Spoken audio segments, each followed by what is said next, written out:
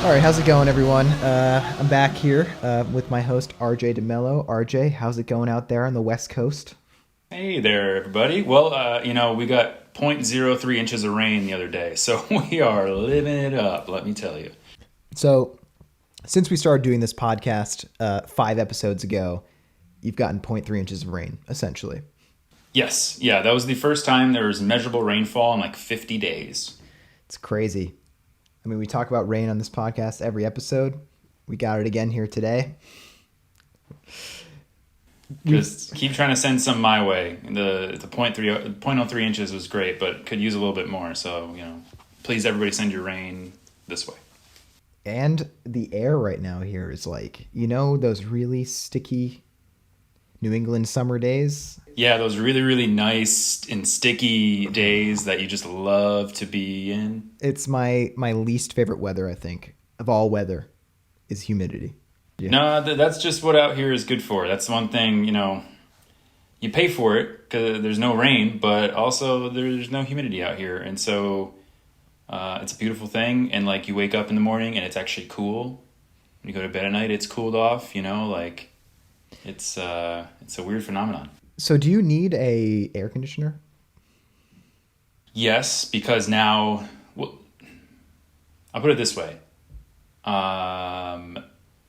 As of recently, yes, because high temperatures during the day are now higher.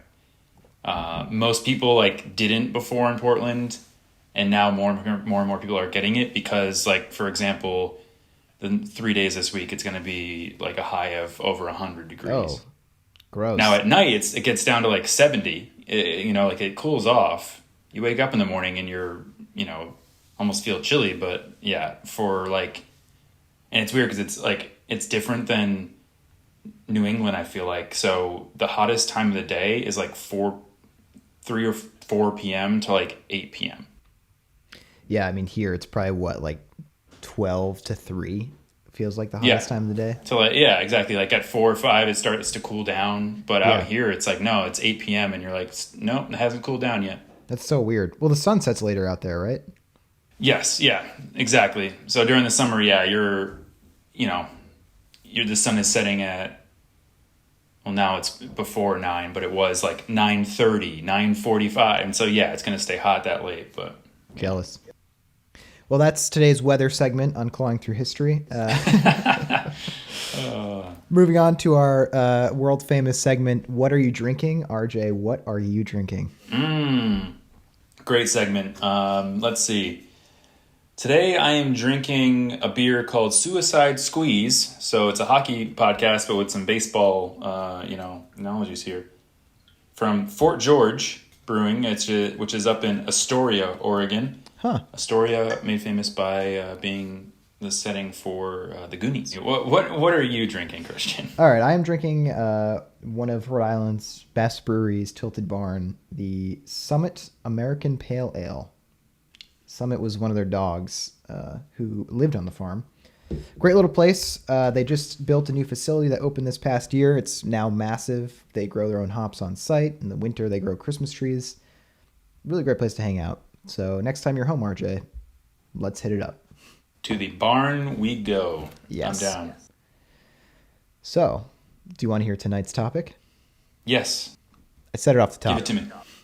We're going to talk the Joe Thornton trade. Jumbo Joe. Okay. Jumbo Joe Thornton, who has been in the league since 1997. One of the oldest active players. Crazy beard. A few years ago when he signed his extension with San Jose, he was on his ride-on lawnmower when they brought him the contract, and he signed the contract on his ride-on lawnmower. That's on brand, if you ask me, from what I know. Yeah, I've heard stories. He's a hard-nosed player. I also hear that if you do something wrong, if you're his teammate, I've heard that he is not afraid to give you shit for it. But all-around great player. We've mentioned him a bunch of times in the first 5 episodes. Future Hall of Famer and former Bruins captain. What could have been, Yeah. This was a monumentous trade when it happened, from at least in my opinion and what I remember. Yeah, I actually remember waking up that morning and hearing it on the local news, NBC 10. Who was that anchor? Frank Coletta? Frank Coletta, that's it. Boom. Frank Coletta broke the news for me. I was a young boy. Shout out to Frank Coletta. I know he's an avid listener of the podcast. Big friend of the pod. He's now retired from the news, but yeah, he was on the news for a long time. But he broke the Joe Thornton trade for me. But it's funny that we're doing this podcast on the 33rd anniversary of the Wayne Gretzky trade from Edmonton to Los Angeles. That is today, 33 years ago. August 9th, huh? Dating the recording here, but... Yep, August 9th. Gretzky is traded. The trade heard around the world. Not a Bruins thing, but still worth mentioning. You know, I think that Gretzky's trade, without that happening, I don't think hockey would have spread quite as far in the United States, because he went to Los Angeles and suddenly he was in like a major U.S. market in a warm weather city, and more people were caring about hockey. Sure, and surely that's why they did it, right? Like, with these leagues being the entities that they are, you see it in... You've seen it in like Major League Soccer, right? Like they had an occasion I know of where the league forced a trade to basically get a young up and coming star more playing time. And, I think I'm sure the NHL thought, and it might even just be very well publicized, and I don't know it, but I'm sure that was all part of the plan, right? Was let's get him to LA and get this large market a little bit more into this sport. Yeah, I mean, it's interesting too, because back then, every team didn't play each other. So if you're a Bruins fan, you didn't see Gretzky every year, especially playing in Edmonton, which is like the opposite end, different country from Boston. Now we get to see every player at least twice. So pretty crazy. Not a lot of people thought that trade would happen. Yeah, and he, I think it shows you a bit how we value individuals so much, but at the end of the day, these things are team sports, because he did not win it with LA. No, after Edmonton, he didn't win another Stanley Cup. Pretty interesting. But remember 2005? Man, Fall Out Boy. Yeah, absolutely. Well, it's 2005 again. The number one song on the charts is We Belong Together by Mariah Carey. Oh, classic. The Best Picture winner that year is Clint Eastwood's $1 Million Baby. Fun fact, my dad won't like to hear this. He definitely cried during that movie. Sorry, Bob. Had to shout you out. He might be on the podcast in the future, so We'll don't burn the bridge with your dad. He's got some stories. Yeah. He might just ask to only be interviewed by you, though. I've actually never seen the movie, but I have heard that people do cry at it. Yeah. And what else is interesting about 2005, especially the fall of 2005, is the NHL is back after being off for an entire year. So the lockout was in 04 and 05. Mm-hmm. I remember that so clearly, because when the NHL came back, a lot of things were a little different. Suddenly teams were wearing dark jerseys at home. The equipment was smaller. The red line was gone. Like, it was a lot of big things. All good things, I think. Getting rid of the red line, that 2-line offside pass, I'm glad that's gone. Oh, yeah. Okay, yeah. That's right. I mean, it's still on the ice. Yeah, that's why I was confused for a second. I was like, it's still painted there. What are you talking about? Wait, have you not noticed there's no red line at all? No, but they got rid of the 2-line offside pass, so now you can do those crazy stretch passes that are so common now. It just opens like Krug used to throw it off the boards and Pasta would be streaking in. Didn't Seidenberg used to do that too, where he'd fire it down the other end? Or he would fire it from center ice and score. Because he's a wonderfully crazy German that would just go for it, Love that guy. One of my favorite Seidenberg memories is Jack Edwards doing the German accent and calling it like a soccer move.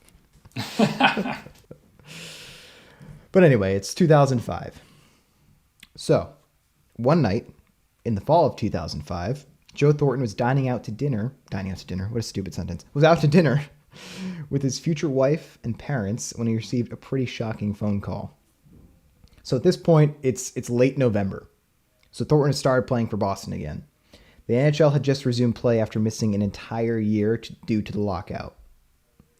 So the lockout was kind of weird, because if there's ever momentum between seasons, the lockout completely destroyed that.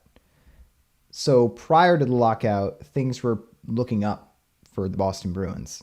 They had finished the 2003-2004 season at the top of their division, and their young goalie, Andrew Raycroft, had won the Calder Trophy. No way. Nice plates. All right. Raycroft. I remember Raycroft playing in Providence, and I remember him playing in Boston. That was my childhood goalie.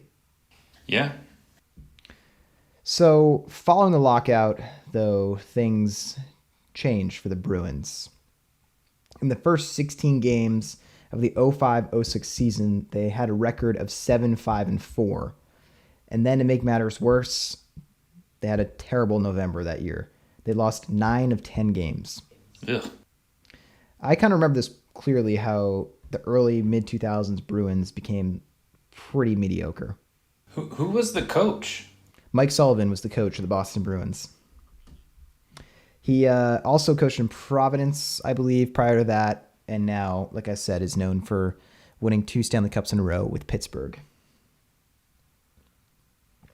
So, the poor start gave Bruins GM Mike O'Connell, who I think we mentioned maybe last week when we talked drafting for the Bruins.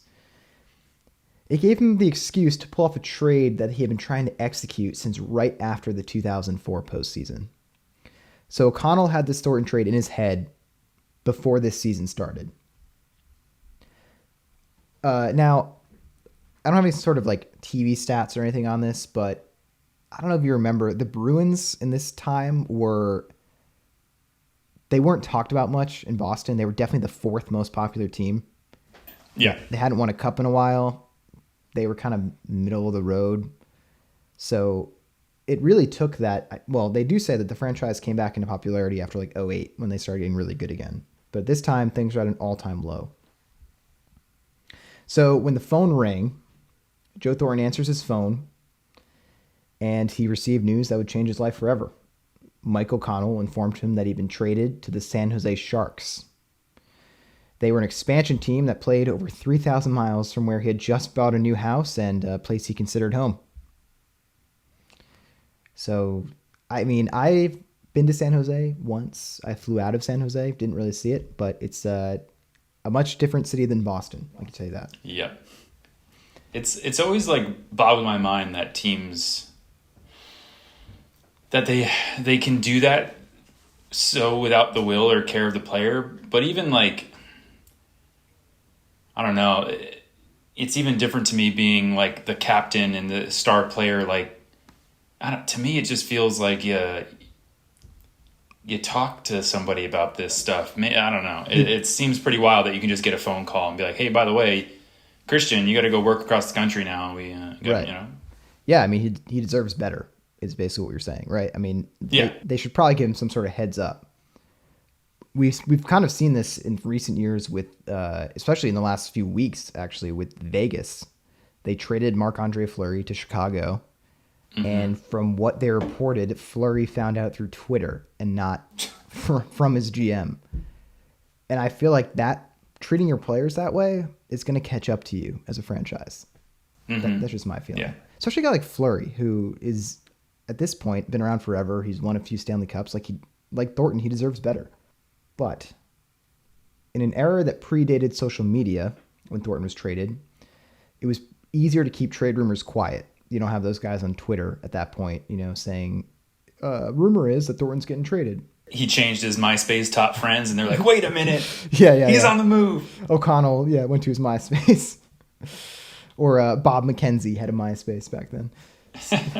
So O'Connell actually had successfully kept Thornton and the Bruins players in the dark about the trade. So none of the players knew. Thornton had no idea. But like I said earlier, they'd actually started thinking about trading Thornton at the end of the 2004 playoffs. So the Bruins came into that postseason as the number 2 seed. In the first round, they found themselves up against the 7th seed Montreal Canadiens. And I do remember this series. It's actually a playoff series I remember very well. They were up 3-1, leading Montreal. We're like, okay, they're definitely going to win this series. and it looked as if they'd be moving on to the second round for the first time since 1999. But they blew it. I think I went to a game in that series. Do you remember which one? I want to say it was game one at home. Yep. Yeah, we were the higher seed. We were the higher seed. We were the number 2 I think seed. I went to game one of that series. No way. I went with a buddy of mine and my dad, and I remember I was in like the 8th grade, dating myself here, but I would like 8th grade, I was there like 03, 04 in 8th grade. So like, Yep. yeah, it would have been that one. Yeah. But we got like 3 separate tickets in the arena and went up, my dad, my buddy and I, and then we like picked one and we sat, the 3 of us together. And we're like, we'll sit here until somebody comes for their seat, and like we'll eventually like, you know, sit in our seats apart from each other. The 2 seats next to it never showed up. We sat, the 3 of us together, the entire game, and witnessed a win. But yeah, the series didn't turn out well for us. So that means you were at either game 1 or game 2, I believe.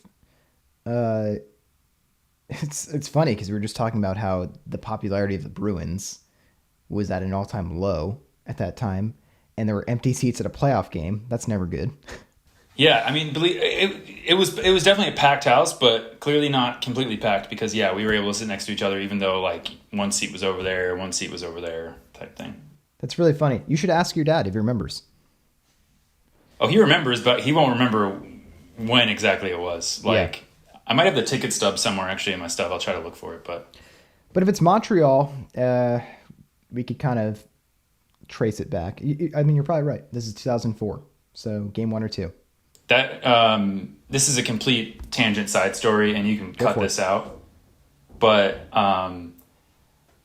that's also the time I really witnessed the Montreal Bruins rivalry in full force, and that was when I went to the bathroom.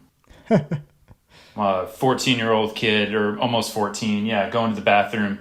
Long line, and you get in, and you're in line, and there's like the wall of urinals, and there's a line behind it. All the urinals are full, whatever. People are washing their hands, and I'm probably like 10 back from being able to go, and the next person gets to step up, and they're wearing a Canadiens jersey. The entire bathroom proceeds to boo this person as they try to pee. It just boo. Like, it's like I wanted to leave, let alone the person that they're booing as he's trying to go to the bathroom. You're describing my worst nightmare in a bathroom. Yeah, I would have immediately just been like, "Yep, you're right, sorry," and walked out. Like, nope, don't need it. I guarantee you, next time that guy went to the bathroom, he went without his jersey on. Yeah, or just like going to the stall, you know, where there's doors or something. But no, right? Oh, yeah, they booed a guy trying to just go to the bathroom. So you know that's burned into my memory after that one. The bathroom at a hockey game, especially a playoff game, after the first period when everyone's been drinking, it's a terrible place. It's a war zone, yeah. It's awful. In fact, Bruins fans fight other Bruins fans most of the time. Oh, kids. Enjoy responsibly. Come on. So, getting back to this series, the Bruins blow it in 7 games. Thornton hadn't produced offensively in that series, and a lot of media and fans were putting the blame for the series loss on him. Yeah. Which in Boston happens every year. They do this on the radio. Yeah. But here's Cougar ask, blah, blah, blah. That's another episode for another day, let me tell you. But here's the thing. He was playing with broken ribs. So in my mind, it's unfair to blame him for the loss, especially when you consider his injury. But it's Boston, and the hot takes are what makes the city tick. In fact, I think we should kind of we should be praising Thornton for playing with a broken rib as opposed to condemning him, in my mind. Remember when we looked at Bergeron like he was a god after he played with that broken rib, punctured lung thing? Like, right. I guess the difference is, though, Bergeron did produce in those games. And you can't hate on Bergeron. It's impossible. No, I never will. He's my favorite Bruin, and if he leaves, that'll be a very, very sad day. So, But you're right. It's unfair to blame Thornton for this. So there was this feeling that ownership actually wasn't a huge fan of Thornton personally. We heard that with the Tyler Seguin trade as well. Mm-hmm. And this series loss and the poor start to the next season gave them the opportunity they were looking for. Meanwhile, in San Jose, they were having struggles of their own during that time. This is a quote from Doug Wilson, who was GM of the Sharks. We had lost like 9 games in a row at that time. So like Boston, they were doing terrible. They were already in talks with Boston, and Doug Wilson felt they had to do something to shake up the team in San Jose. So on November 30th, 2005, the deal went through. Joe Thornton was traded to the San Jose Sharks in exchange for Brad Stuart, Marco Sturm, and Wayne Primeau. If you look just at this trade and ignore all their factors, like the Bruins winning the Stanley Cup 6 years later, it looks completely lopsided in favor of the Sharks. Mm-hmm. Stewart and Primeau had a short stay in Boston. By the 2006-2007 season, they'd be traded to Calgary in exchange for Chuck Kobasu. Do you remember him? Wow, yeah. And a name you might be familiar with, Andrew Ference. Sturm, on the other hand, he had a bit more success with the Bruins. Mm-hmm. He led the Bruins in scoring twice in 3 years before being traded to the Kings in December of 2010. So in the first year of Thornton's trade, he managed to win the Hart Trophy as the league's best player, which really made the trade look bad for Boston. So that was the same year that he was traded. That doesn't happen too often where that player wins MVP. So you can imagine the takes on the radio. And 15 years later, Thornton is still in the league. His play is not the same, obviously. He's in his 40s, but he's still a Hall of Famer. But I'm not done yet. The question is, was this actually the right move for the Bruins at the time? Mm-hmm. Before I go on, RJ, do you think it was the right move for the Bruins at the time? Hindsight's 2020. So yeah, the fact that we won in 2011, it's like, well, I guess it was the right move in some fashion, but I don't know, who did Marco Sturm get traded for in that season? Did they make a key contribution in those playoffs to help us win the Stanley Cup? Who did that open up cap room for us to sign? Those are the questions I have. Well, it's good that you mentioned that because I'm going to go into what happened. So there's no question the Bruins were in need of a rebuild, and this was a big move that sparked it, whether it was right or wrong. So if nothing else, the trade gave the Bruins cap space. And with that cap space, they managed to sign Marc Savard and Zdeno Chara. So that completely changed the franchise. Mm-hmm. I think for another podcast, we'll talk about Marc Savard and what could have been with him. Pretty tragic how his career ended, but he was a legit, really good player. Yeah, it was very sad. And for a while, I remember us being worried that Berge was going to go down that route because he had some concussions. And it was kind of like we had just seen that happen or witnessing that happen. And so worried that he would follow suit, but he's been able to thankfully avoid those. But it's actually pretty amazing because he's had, like you said, a ton of concussions and he's still playing at this elite level and he's in his mid-30s at this point. Like, I don't know how he's doing it. He's drinking from that fountain of youth that Tom Brady drinks from. For Michael Connell, the biggest reason why the trade was a good thing is he later said this. I think it's clear now, but I remember thinking even then, when you make a trade in a cap system, sure, it's about what you can get back, but as you see now, it's a lot of what you can free up too. Which is easy to say now in hindsight. Right. Clearly I was right. Look at that Stanley Cup and Zdeno Chara. Yeah, like imagine if he made that trade and that return that wasn't that great came back and he's like, but guys, cap space. You should all feel better about this. Yeah. But it's interesting because if you're a good GM, he was considering that and thinking who's going to be a free agent this coming free agent period and can we get them? Yeah. But I don't think it's a smart way to manage a team. It's thinking about cap space and just trading away a Hall of Famer and a franchise player. Well, no, you got to, man. I guess. If you can play games with the cap, like, it is... And that's the way they all think, too. Like, even right now, the Celtics are, in a way, playing for, like, free agency, next free agency. Because, it's a tough calculus. I mean... The only way you could not was if you designed every deal you ever signed a player to. If every deal you signed already considered salary cap, and so you like never had to worry about it because you know what I mean? Like, Yeah. but yeah, you get to a point where that's a large consideration, and if you are able to afford two really quality players, that can be a backbone. The thing is, though, at this time, when O'Connell traded Thornton in November, he had no way of knowing that they'd be able to sign Char and Savard in the offseason. Well, he must be like that's what he.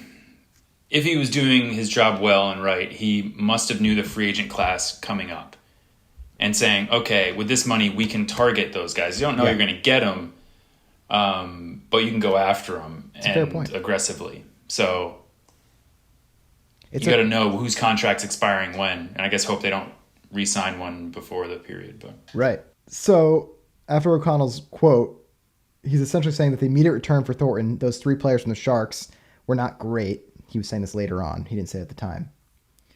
But the biggest thing was, right, that cap space, and that justifies the trade. And I think that's, like you said, now that's how we can justify it. At the time, you do hope when you trade a player like that, you're going to get some great return.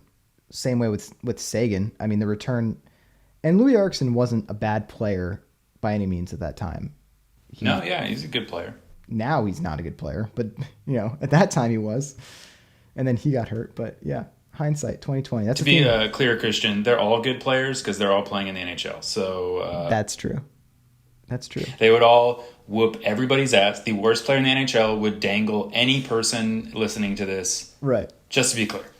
Louis, please come on the podcast. Okay. So with that cap space, you got Zdeno Chara, and with Chara has come a decade of strong Bruins teams.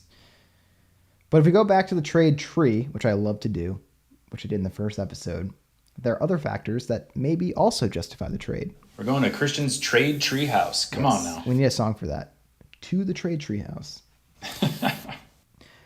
So like I said earlier, Brad Stuart and Wayne Primeau, they were traded, which sent Chuck Kobasu and Andrew Ference to Boston. We all know about Andrew Ference. He had a nice little stint here. He helped us win a cup in 2011, and he had the great glove malfunction in Montreal in 2011. Yeah. Where he flipped off the crowd.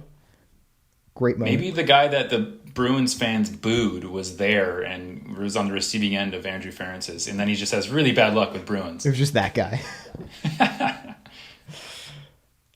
But Kobasu actually helped him down the line a little later on with another trade. So in 2009, he was sent to Minnesota in exchange for a 2011 second-round pick and Craig Weller. Craig Weller, Byron Bitts, and a second-round pick in 2010 were then sent to Florida for Matt Barkowski. Remember him? Wow, yeah. And another person who was essential in our cup run. Can you take a guess? Florida Panthers 09. Defenseman or forward? Defenseman. I know we traded for Caberlet. Not him. He came, I think, at the trade deadline that year. Okay. We just talked about him at the top of the podcast. He's German. Seidenberg. Dennis Seidenberg. I guess I thought he was already with the team. Nope. He came over in a trade which involved Craig Weller, whoever that is, Byron Bitts, and a second-round pick in 2010. Wow. Which Matt Barkowski and Dennis Seidenberg. Seidenberg obviously would be a key defenseman in the 2011 Cup run.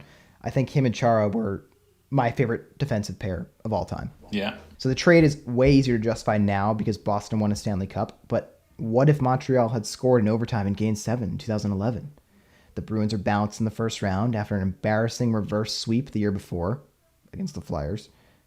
Did they fire Claude Julien? Did they blow up the team again? Are we even more mad about the Thornton trade? What happens? We're one goal away from being extremely mad. All of these factors. Luck of the game. Yep. But there's more. Oh, okay. Here's the other interesting side of the Thornton trade. Bruins GM Michael Connell was fired the same season Thornton was traded. So there are a number of factors that went to his firing, but the Thornton trade had to be one of them. Right. And this is something we talked about last week. Following his firing, assistant GM Jeff Gorton took over. So now I'm going to talk about the butterfly effect. Okay? All of these little things, the Thornton trade kind of sparked them in a way. I don't know if that's a reach, but I'm gonna go with it. So once Jeff Gorton is hired as interim GM, he changed the franchise forever. Because, like we talked about last week, the '06 draft was winner, winner, chicken dinner for the Boston Bruins. So, for the 5th overall pick, Boston selected Phil Kessel. They also selected Milan Lucic, 50th overall, and Brad Marchand, 71st overall. Although Kessel will be traded before the Bruins' Cup win in 2011, his trade on September 18, 2009 would send him to Toronto in exchange for a 2010 first-round pick, who would become Tyler Seguin, a 2010 second-round pick, Jared Knight, and a 2011 first-round pick, Dougie Hamilton. And none of that could have been accomplished without Mike O'Connell being fired and Jeff Gorton taking over for the 2006 draft. In my mind, one of the main reasons that O'Connell was fired is because of the botched Thornton trade, which, I mean, this might be a stretch, but it led to them drafting Lucic, Marchand, Kessel, and then eventually getting Hamilton. And Sagan, I got to give a quick shout out and thanks to Joe Thornton for being the sort of sacrifice to the hockey gods that then led down this rabbit hole you speak of to Boston Bruins' success. Right. And I believe they said at the time of the Thornton trade they wanted to build a team around Patrice Bergeron, which was the right call in my mind. Yes, especially if Bergeron plays like 5 more years. Then I don't think there can be a doubt about that. I say that because if he retired right now, you have the debate of like, Thornton's numbers will be greater because he played longer. How do you compare? Whatever, blah, blah. So yeah, I mean, it's tough because Bergeron is a defensive forward, but he's won 4 Selke trophies and he's a first ballot Hall of Famer. But yeah, maybe Thornton's numbers are better. But in the end, the Bruins win a Stanley Cup. They go to 3 Stanley Cups in a decade. Thornton actually did go to a Stanley Cup with the Sharks, but didn't win. So, but back to Jeff Gorton really quick. On top of all that, what we just talked about, he also traded Andrew Raycroft to Toronto for Tuukka Rask. Yeah, shout out to Jeff. We got to get him on the pod. I feel like that's somebody that's like, most Bruins fans would not know this person's name and could tell some interesting stories about the selections of those guys and why I made the trade and whatnot. And yeah, he was only in the job for a few months and like completely reshaped it. And then was just like, okay. And now I think he was then back to assistant GM because they hired Chiarelli, right? Yes. So on July 15th, 2006, he reassumed his role as assistant GM when Bruins hired Peter Chiarelli. Big mistake. Should have left him as the GM. Because the thing is, we're still seeing the benefits from his brief time, Jeff Gorton as GM. Obviously, Brad Marchand is still a dominant player for us. It's just crazy. I think Jeff Gorton now, where is he? He's still with the Rangers? He was at the Rangers until recently. Let's see. Let me just do a quick Google search. He was fired in May. Oh, okay. Former GM of the New York Rangers. Bring him back. Born and raised in Melrose. Nice. Yeah, local boy. We always love that. Bridgewater State grad. Let's go. Meanwhile, the San Jose Sharks and Joe Thornton had a lot of success, just not enough to get them a Stanley Cup win. Their closest shot came in a 2016 Stanley Cup final loss to the Pittsburgh Penguins. So at the time of this writing, Thornton currently sits at 14th in all-time leaders in points. He is 7th in all-time leaders in assists. So could the Bruins have won a Stanley Cup if they kept Thornton? It is possible that maybe we would have finished the 2005-2006 season at a lower spot in the NHL standings and received a higher draft pick. After all, the 3rd overall pick that year was Jonathan Toews. We talked about a lot of this last week. Would the Bruins get out in Toews? That's a crazy rabbit hole to go down. But I do think O'Connell's point about cap space is valid, like we just said. The trade wasn't an instant success, but certain things that resulted from that trade certainly got the Bruins their first Stanley Cup win in 39 years. But really, it's a lot of what ifs. And hopefully before Thornton's career is over, he's able to lift a cup. So that's it. That's the Joe Thornton trade in 2005. So I guess this just is an emphasis to try to take a holistic view to how you put together a hockey team. And how look at the trades, but also there's a lot of other stuff going on at the same time to compose a team. And seemingly, again, in hindsight, and because we ended up winning a cup years later, it was, in the end, the right decision. But at the same time, maybe we win 2 if Joe Thornton is still a Bruin. Yeah. Who knows? It's crazy because, like I said, if Thornton isn't traded, how much longer does O'Connell serve as general manager? Obviously, the 06 draft would have been totally different. I mean, we don't necessarily know that he would have taken those players. It's impossible to say. But that's it. That's my story this week.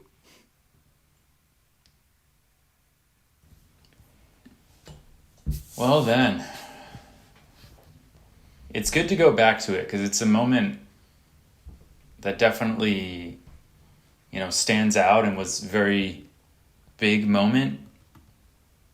But then you kind of move on past it, and then we win a cup, and then whatever, and you kind of,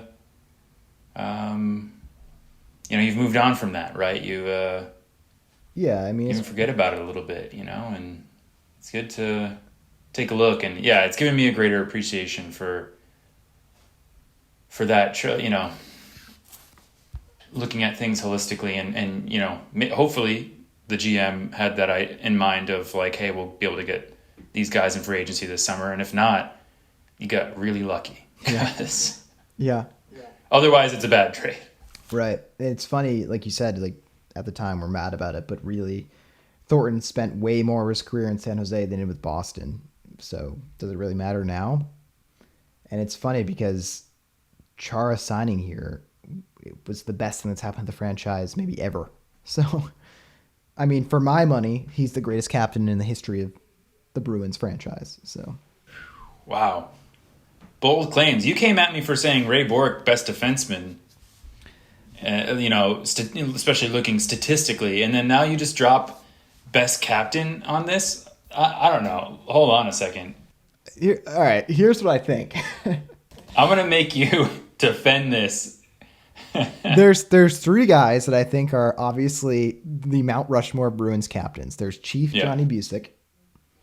There's Ray Bourque, ever heard of him, and Zdeno Chara. Johnny Bucyk won a couple cups, right? I think he won in 70 and 72. Ray Bourque. Yeah. Ray Bourque won 0 Stanley Cups, but he had the best stats. Yeah. Chara won 1 Stanley Cup, but here's the thing. Chara won the Stanley Cup and also won, I believe, a Norris Trophy, maybe once or twice. And he did it in the hardest era to win a Stanley Cup. He led his team. From what I hear, he's the best lead, like a great leader. I just think that, I don't know. He played in the hardest era, and he won 1 Stanley Cup, went to multiple, and he's still playing at 43 or 44. He's the best captain in history of the Bruins. See, I'm going to have some older Bruins fans coming at me for this. Yeah. Yeah, like the Dick Clapper fans are going to be pissed at you right now. They're all in the nursing home. They're like 90 years old. I remember Dick Clapper was captain from 39 to 47, so. Watching Dick Clapper. What a name. Oh, yeah. Great name. I don't know. Hold on. Even before that, he was captain in the 30s. Dick Clapper might be the greatest Bruins captain of all time. It's funny because, like, the best players in history, I mean, aside from Ray Bourque, like, Bobby Orr was never captain. I don't think Eddie Shore was ever captain. Nope. Dick Clapper, Jack Crawford, Milt Schmidt, Ed Sanford for a season, Fern Flaman? Oh, Milt Schmidt. There's an argument to be made there. Don McKinney had 2 seasons. We had Leo Boyven for 3. Johnny Bucyk was only for 5 seasons, actually. Okay. So that takes Then you have another one. Wayne Cashman for 6 seasons. Terry O'Reilly for 2. And then Rick Middleton and Ray Bork shared it looks like, for 2 seasons. And then Ray all the way until 99-2000. Crazy. Jason Allison had it for a year. Joe Thornton for 3. And then Zdeno Chara. Jason Allison. Now there's a name from a video game from '02.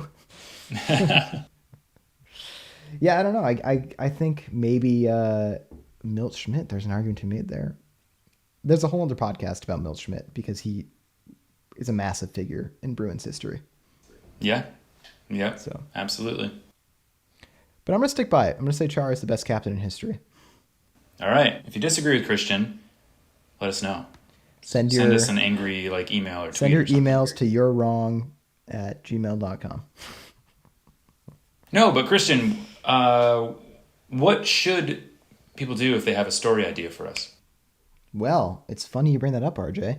They can email us at clawingthroughhistory@gmail.com. They could tweet at us. Yes, that is at clawing, THRUHIST.